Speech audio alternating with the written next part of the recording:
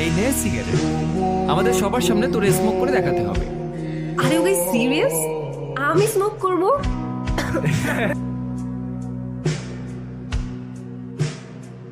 আমি ইব্রাহিম রিপোর্ট করছি সরাসরি আমার ক্যাম্পাসের ভেতর। এভাবে আশেপাশের মানুষজন দেখছে যাচ্ছে, কিন্তু কেউ কিছুই বলছে না।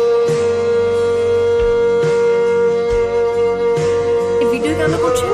কি আপনি আপনি পারমিশন ছাড়া আমার ভিডিও কিভাবে করতে পারেন? আমি আপনার ব্যাপারে ডিপার্টমেন্টে কমপ্লেইন করব। ওকে, কমপ্লেইন।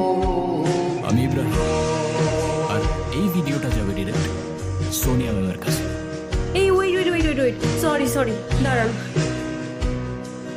আপনি ভিডিওটা ডিলিট করে দেন না প্লিজ। বললাম তো, ভিডিওটা যাবে ডিরেক্ট সোনিয়া ম্যামের কাছে।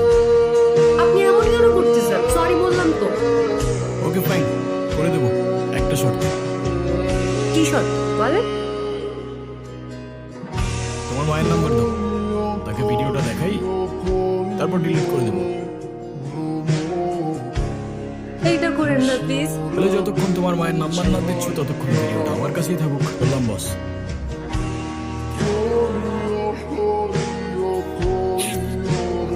কি হয়েছে? আপনি আমার মায়ের নাম্বার দিয়েছিলেন না? নেন, যা খুশি বলেন, ভিডিও দেখান, যা ইচ্ছা করেন।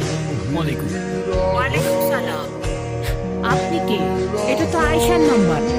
আন্টি, আইসার ব্যাপারে আপনাকে কিছু কথা বলার জন্য কল দিলাম। হ্যাঁ বলো। আন্টি, আপনার মেয়ে